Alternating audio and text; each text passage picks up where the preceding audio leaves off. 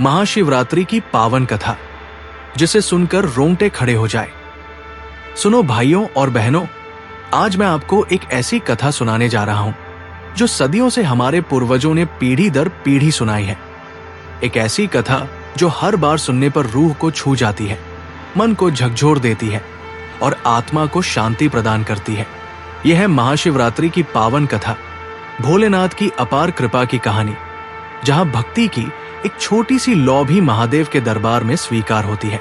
आप सोच रहे होंगे कि ये कैसी कथा होगी जो आपके रोंगटे खड़े कर देगी।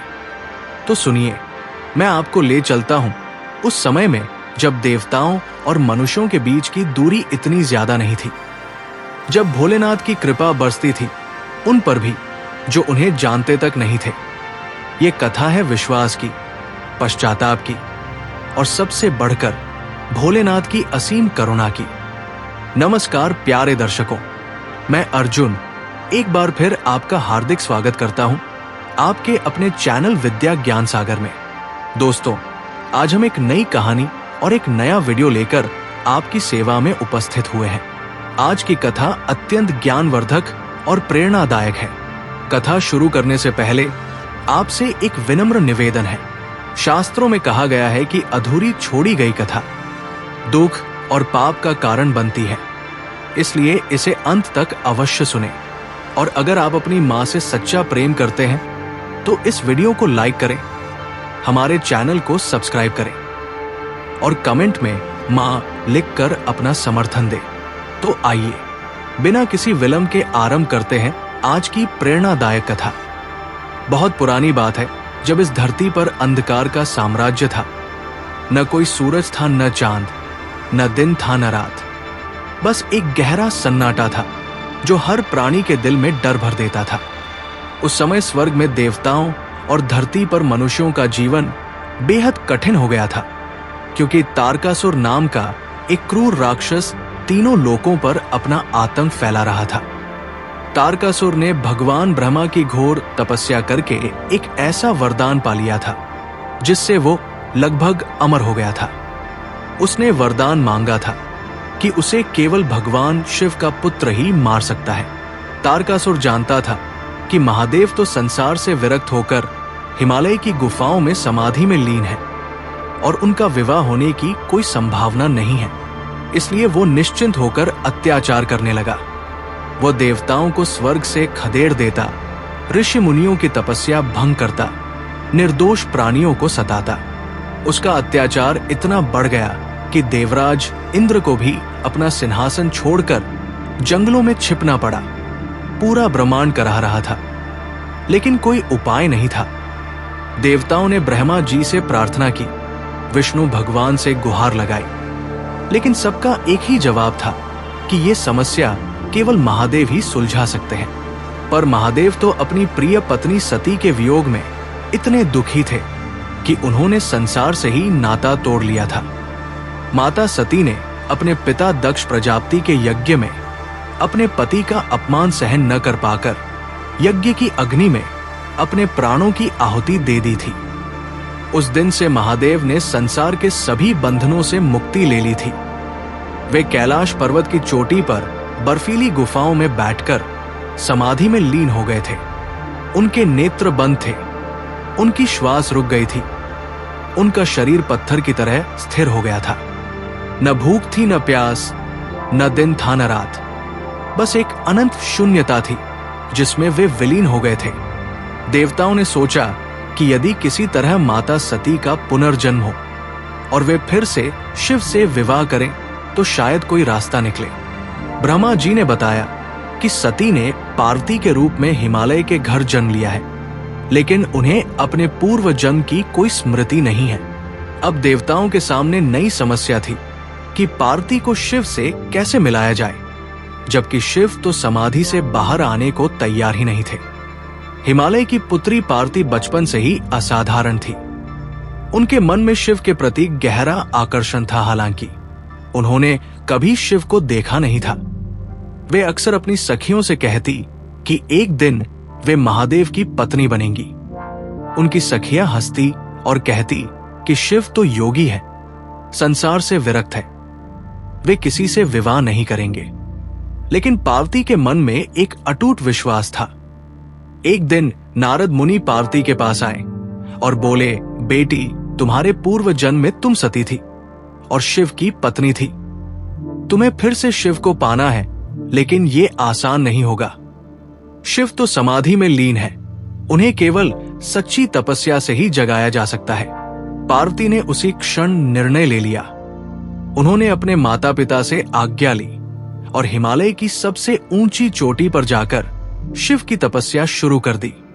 कोमल शरीर था, राजकुमारी थी, कभी कष्ट नहीं सहा था, लेकिन शिव के प्रेम ने उन्हें इतनी शक्ति दे दी कि वे सब कुछ सहन करने को तैयार हो गई। बर्फीली हवाएं चलती थी तो पार्वती का शरीर कांप जाता, लेकिन वे टस से मस नहीं होती। भयंकर तूफान आते, बिजलियां गिरती, बर्फ गिरती, लेकिन पार्वती ध्यान में लीन रहती। वे एक पैर पर खड़ी होकर तपस्या करती। दिन बीतते गए, महीने बीतते गए, साल बीतते गए, लेकिन शिव की समाधि नहीं टूटी। देवताओं ने देखा कि पार्वती की तपस्या से तीनों लोकों में गर्मी फैलने लगी है। उनके तप की अग्नि इतनी प्रचंड थी कि पहाड़ पिघलने लगे। तब देवताओं ने कामदेव को भेजा कि वो अपने पुष्प बाणों से शिव के हृदय में प्रेम जगाए। कामदेव डर रहा था, क्योंकि वह जानता था कि शिव के क्रोध का सामना करना आसान नहीं है, लेकिन देवताओं के आग्रह पर वो तैयार हो गया। कामदेव ने वसंत ऋतु को साथ लिया। अचानक कैलाश पर बर्फ पिघलने लगी, फूल खिलने लगे, पक्षी गाने लगे। कामदेव ने अपना पुष्प बाण उठाया और शिव की ओर निशाना साधा। बाण छूटा और शिव के हृदय को छू गया। शिव की समाधि टूटी, उनकी आंखें खुली। उन्होंने देखा कि कामदेव उनके सामने खड़ा है। शिव को समझते देर नहीं लगी कि क्या हुआ है। उनके मस्तक पर क्रोध की रेखाएं उभर आई। उनका तीसरा नेत्र खुला और उससे निकली अग्नि ने कामदेव को भस्म कर दिया। कामदेव की पत्नी रति विलाप करने लगी। पूरा ब्रह्मांड सन्न रह गया। शिव फिर से समाधि में लीन हो गए। अब तो स्थिति और भी कठिन हो गई थी, लेकिन पार्वती ने हिम्मत नहीं हारी। उन्होंने और कठोर तपस्या शुरू कर दी। अब वे केवल पत्ते खाती, फिर केवल जल पीती, फिर केवल हवा पर जीती। उनका शरीर सूख गया, त्वचा काली पड़ गई, हड्डियां दिखने लगी, लेकिन उनके चेहरे पर दृढ़ता थी और आंखों में शिव के प्रति अटूट प्रेम। एक दिन शिव ने एक वृद्ध ब्राह्मण का रूप धारण किया और पार्वती के पास आए। उन्होंने पार्वती से पूछा, बेटी, तुम ये कठोर तपस्या क्यों कर रही हो? पार्वती ने विनम्रता से कहा, मैं भगवान शिव को पति के रूप में पाना चाहती हूं। वृद्ध ब्राह्मण ने कहा, अरे पागल लड़की, शिव तो अजीब है। वे श्मशान में रहते हैं, भूत प्रेत उनके साथ ही हैं, गले में सांप लपेटे रहते हैं, शरीर पर भस्म लगाए रहते हैं। तुम तो इतनी सुंदर हो, तुम्हारे लिए कोई अच्छा वर खोजो। पार्वती को क्रोध आ गया। वे बोली, आप शिव की निंदा कैसे कर सकते हैं? शिव तो सर्वशक्तिमान है, वे ब्रह्मांड के पालनहार हैं, उनसे बड़ा कोई नहीं। मैं उन्हीं को पति के रूप में चाहती हूं, चाहे मुझे कितनी भी तपस्या करनी पड़े।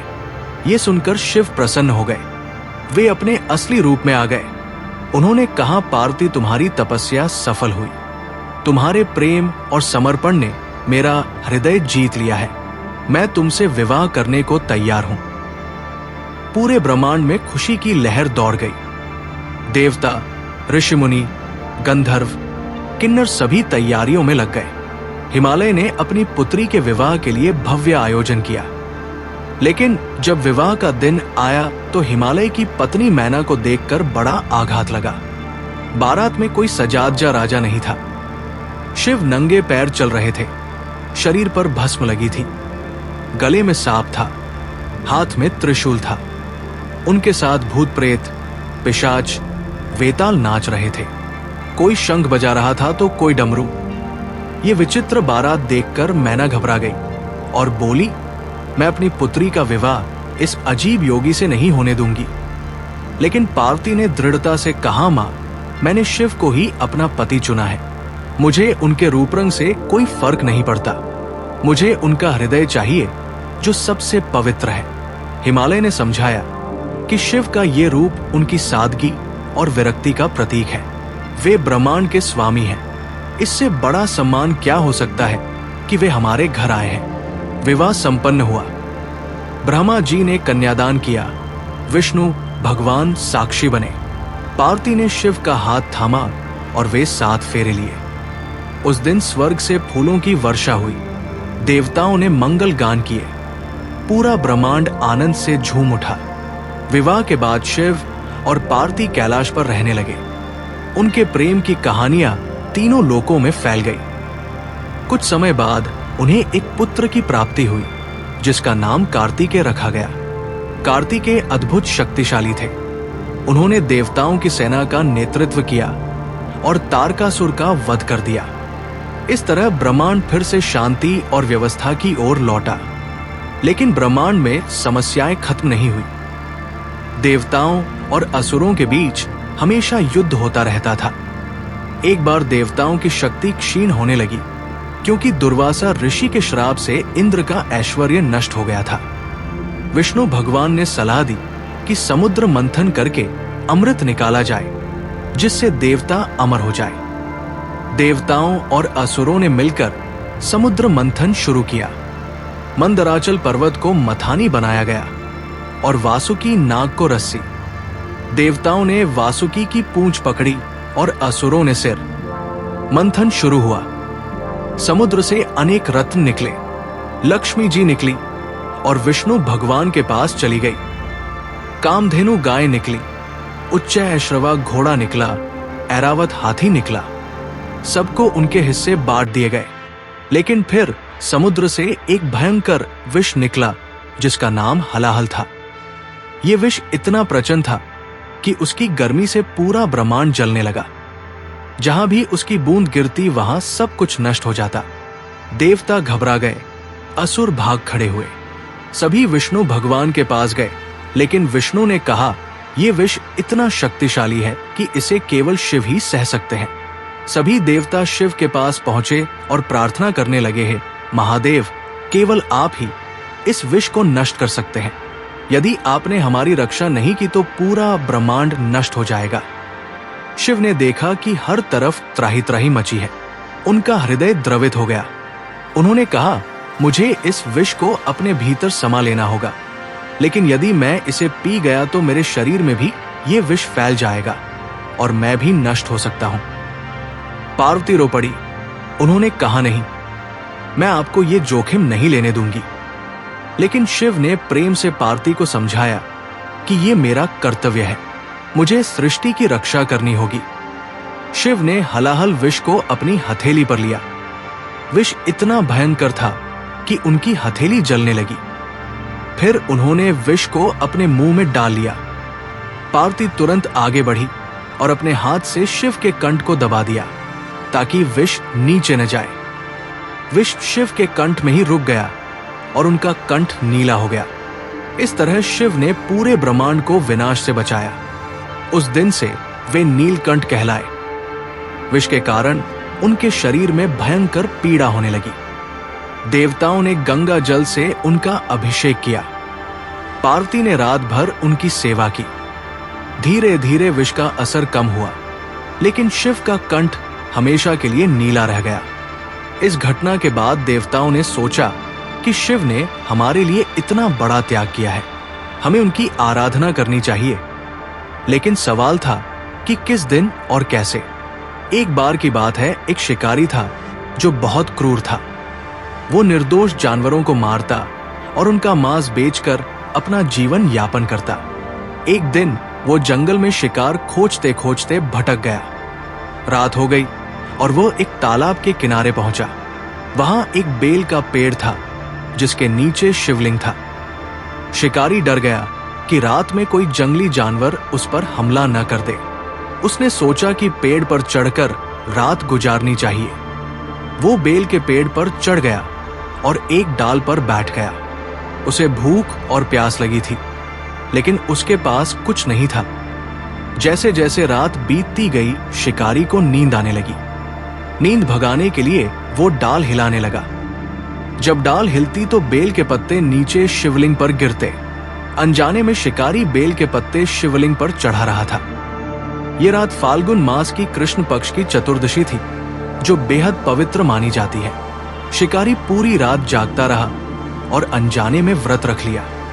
उसने बेल के पत्ते चढ़ाए, जो शिव को बहुत प्रिय है। सुबह हुई तो शिकारी पेड़ से उतरा। तभी उसे एक हिरन दिखाई दिया। वो अपना धनुष उठाने लगा, लेकिन हिरन बोल पड़ा, कृपया मुझे मत मारो, मैं अपने बच्चों को दूध पिलाकर वापस आती हूं, तुम मुझे मार लेना। शिकारी का हृदय पिघल गया। उसने हिरण को जाने दिया। फिर एक और हिरण आया और उसने भी यही कहा। शिकारी ने उसे भी जाने दिया। इस तरह 4 हिरण आए और शिकारी ने सबको जाने दिया। उसके मन में दया का भाव जाग गया था। शाम को जब वो घर लौटा तो रास्ते में उसकी मृत्यु हो गई। यमदूत उसे लेने आए, लेकिन शिव के गण भी आए और बोले, ये हमारा भक्त है, इसने महाशिवरात्रि का व्रत रखा है, बेल के पत्ते चढ़ाए हैं और पूरी रात जागरण किया है, ये स्वर्ग का अधिकारी है।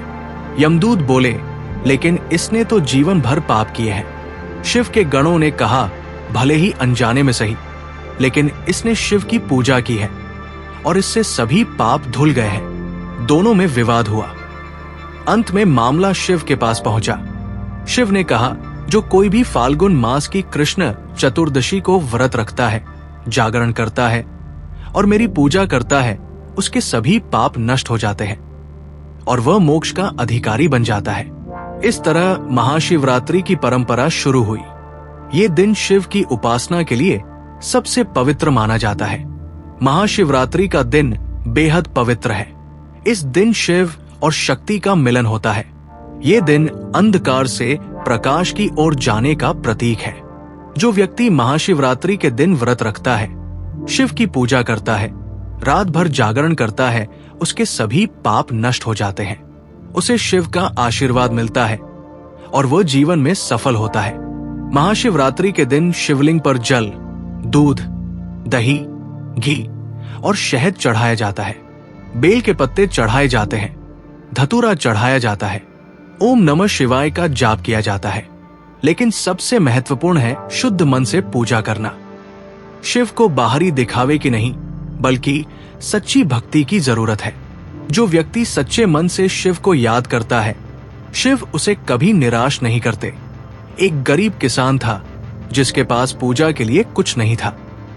महाशिवरात्रि के दिन वो नदी से जल लाया और शिवलिंग पर चढ़ाया। उसके पास फूल नहीं थे तो उसने जंगली फूल तोड़कर चढ़ाए। उसके पास धूप दीप नहीं थे तो उसने 2 पत्थर रगड़कर आग जलाई। शिव उसकी सच्ची भक्ति से इतने प्रसन्न हुए कि उन्होंने उसे दर्शन दिए। किसान ने कहा, भगवान, मैं कुछ नहीं चाहता, बस आपका आशीर्वाद चाहिए। शिव ने मुस्कुराकर कहा, तुम्हारी भक्ति ने मुझे जीत लिया है, तुम्हें कभी किसी चीज की कमी नहीं होगी। उस दिन से किसान का जीवन बदल गया। उसे हर काम में सफलता मिलने लगी। लेकिन वो कभी अहंकार में नहीं आया। वो हमेशा विनम्र रहा और शिव की भक्ति करता रहा। महाशिवरात्रि का ये पावन पर्व हमें याद दिलाता है कि हम सब शिव के बच्चे हैं। वे हमारे पिता हैं, वे हमारी रक्षा करते हैं। जब भी हम मुसीबत में होते हैं, वे हमारे साथ होते हैं। इसलिए इस महाशिवरात्रि पर आइए हम संकल्प लें कि हम शिव की शिक्षाओं को अपने जीवन में उतारेंगे। हम सादगी से जिएंगे, हम दूसरों की सेवा करेंगे, हम अपने क्रोध पर नियंत्रण रखेंगे, हम सभी प्राणियों से प्रेम करेंगे, हम अपने परिवार की परवाह करेंगे। जब हम ऐसा करेंगे तो हर दिन हमारे लिए महाशिवरात्रि होगी। शिव हमेशा हमारे साथ रहेंगे। हमारे जीवन में शांति होगी, हमारे जीवन में खुशी होगी, हमारा जीवन सार्थक होगा। ओम नमः शिवाय। हर हर महादेव। जय भोलेनाथ।